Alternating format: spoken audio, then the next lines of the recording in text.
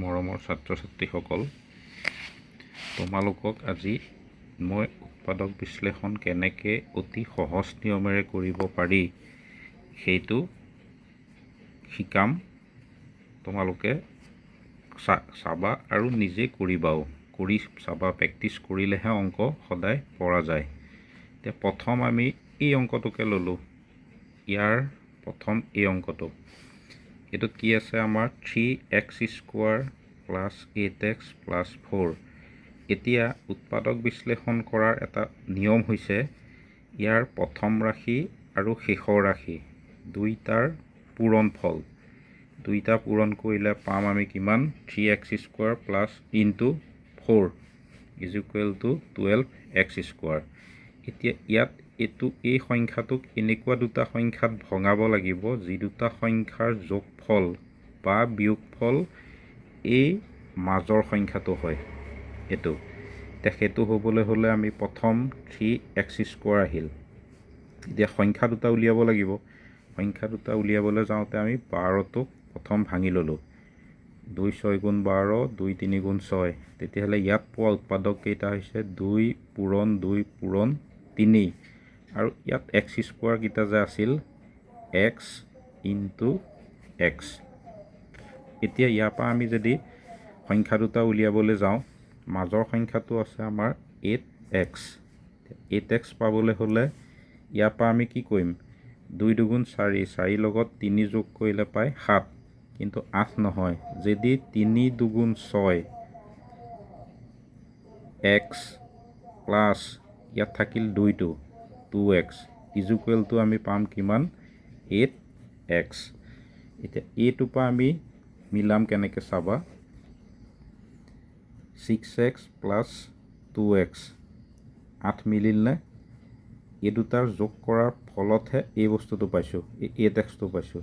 এতিয়া বাকী এই মাজৰটোৰ কামটোহে এইটো। ইফালে 4টো আমাৰ থাকি গ'ল। এতিয়া ইয়াৰ পৰা 3x আমি কমন ল'লোঁ, মানে যিটো কমন ল'ব পাৰি, সৰু ফেক্টৰটো যিহেতু আনিব লাগিব। এতিয়া সেইটো হ'বলৈ হ'লে আমি 3x কমন ল'লোঁ। 3x কমন লোৱাৰ লগে লগে ইয়াত থাকিল xটো আহিল, তাৰপিছত প্লাছ চিন 3x, ইয়াত আছিল 6x। 3xৰ লগত 2 পূৰণ কৰিলে আমি কিমান পাম?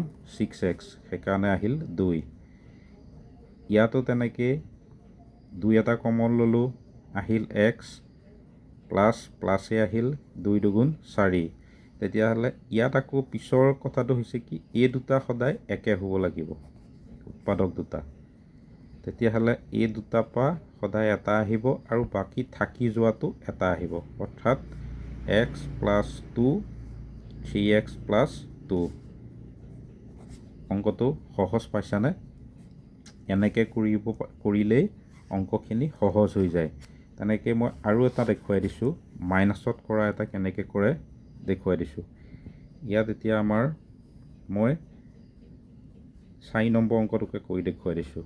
4 নম্বৰটোত আছে আমাৰ 9a² + 21a - 8। এতিয়া এইটো কেনেকৈ কৰিম? এইটো কৰিবলৈ হ'লে আমি প্ৰথম এই দুটা পূৰণ কৰি চাব লাগিব। মানে 9a² পূৰণ 8। এইটো আমি ভাঙাটো এনেকৈও কৰিব পাৰোঁ, 3 × 3a। এফালে 8 আছিল, 2 × 2 = 4, 4 × 2 = 8।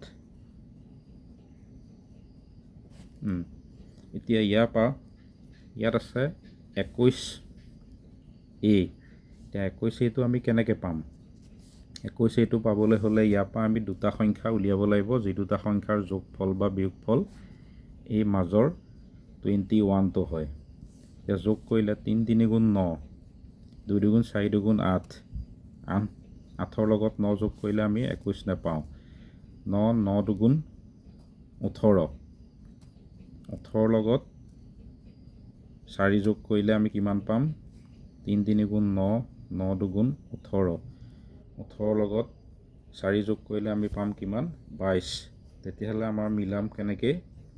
2 × 2 = 4, 4 × 2 = 8, 8 × 3 = 24 পৰা যদি 3 বিয়োগ কৰোঁ তেতিয়াহ'লে আমি কিমান পাম 21 এতিয়া এই 21টো পাবলৈ হ'লে ইয়াত আছিলে আমাৰ 21a এতিয়া সেইটো কাৰণে আমি 9a স্কোৱাৰ ল'লোঁ তেতিয়াহ'লে ইয়াত আমাৰ কিমান আছিল 24 প্লাছ 24a ইয়াৰ পৰা আমি 3 বিয়োগ কৰিছোঁ মাইনাছ 3a 24 পৰা 3 বিয়োগ কৰিলে আমি 21 পালোঁনে এইটো এতিয়া ইয়াৰ পৰা আমি কেনেকৈ কৰিম চাবা ইয়াৰ পৰা আমি 9a স্কোৱাৰ আছে তাহলে 24 ইয়াত আছে আকৌ 3a তেতিয়াহ'লে ইয়াৰ পৰা আমি ইয়াৰ পৰা 3a এটা কমন ল'লোঁ 3a কমন ল'লে আহিল 3a প্লাছ 3 8 গুণ 24 হ'লে এইটো মিলি গ'ল 3a লগত 8 পূৰণ কৰিলে আমি পাম কিমান 24a এতিয়া মাইনাছ 3 কমন ল'লোঁ ইয়াৰ পৰা 3 কমন ল'লে মাজত এইটো সংখ্যা নাহিব তেতিয়াহ'লে আমাৰ কমন আহিব কিমান 1 কাৰণ ইয়াত মাইনাছ আছে এইটো মাইনাছ কাৰণে ইয়াত মাইনাছে আহিল 1 কমন ল'লে ইয়াত আহিব কিমান 3a মাইনাছে কি হ'ব প্লাছ 2 8 8 তেতিয়াহ'লে এতিয়া কমন লোৱাটোৰ পৰা আহিব কিমান 3a প্লাছ 8 আৰু 3a মাইনাছ 1 এইটো এতিয়া এনেকৈ আমি উৎপাদক বিশ্লেষণবিলাক অতি সহজ নিয়মতে কৰিব পাৰোঁ ঠিকে আছে বাৰু